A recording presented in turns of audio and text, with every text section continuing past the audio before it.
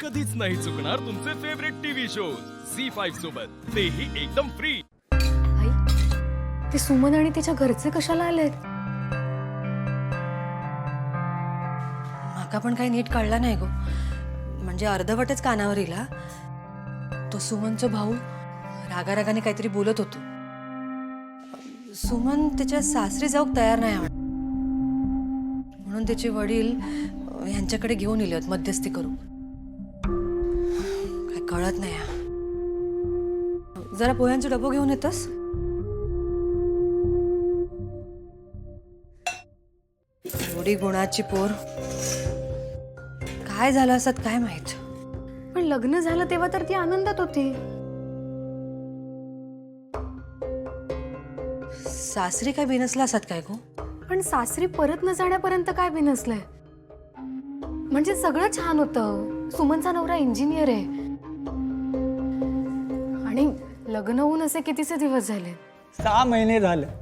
तुळशीच्या लग्नानंतर लगीन लावून दिला। त्या लग्नाचा अजून कर्ज हा माझ्या डोक्यावर, आणि त्या कर्ज फिटूच्या आधीच परत तिला माझ्या छातीवर ओझा बनू। मी सांगितलं होतं मला शिकायचं आहे, एवढं लवकर लग्न नाही करायचं। थांबा म्हणले होते मी, तुम्ही का नाही ऐकलं माझं?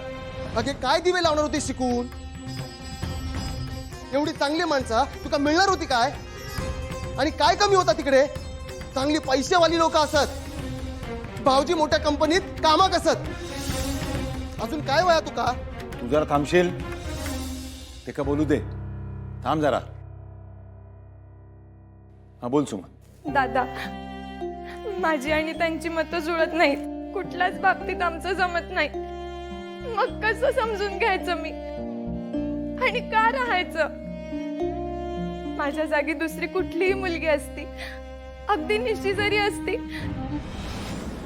तरी ती नसती राहू शकली त्या माणसासोबत। हो बाय, माझ्या निशीशी बरोबरी करा नको हा। माझा निशी असा त्या परिस्थितीशी आणि माणसांशी जुळवून घेणारा असा, संस्कारच असतात त्याच्यावर तसे।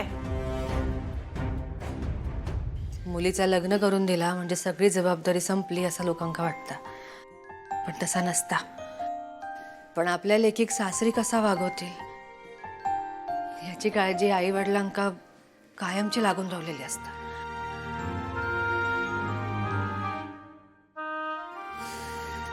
आई, लग्न करून मी सासरी गेले ना, तरी तुमची शिकवण मी कधीच विसरणार नाही।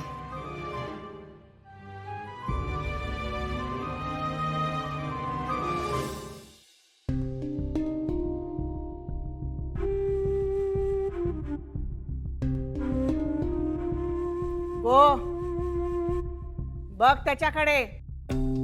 त्याच्या होणाऱ्या शास्त्रेन आधीपासूनच छळ सुरू केल्यान, पण ता काही एक न बोलता सगळा सहन करीत राहुला। पण त्या बाई सोबत राहणार नाही असा म्हणाला नाही ता। एका म्हणतात संस्कार। आहे काय चाललंय? झी5 ॲप डाउनलोड करा आणि पहा सर्व एपिसोड्स एकदम फ्री।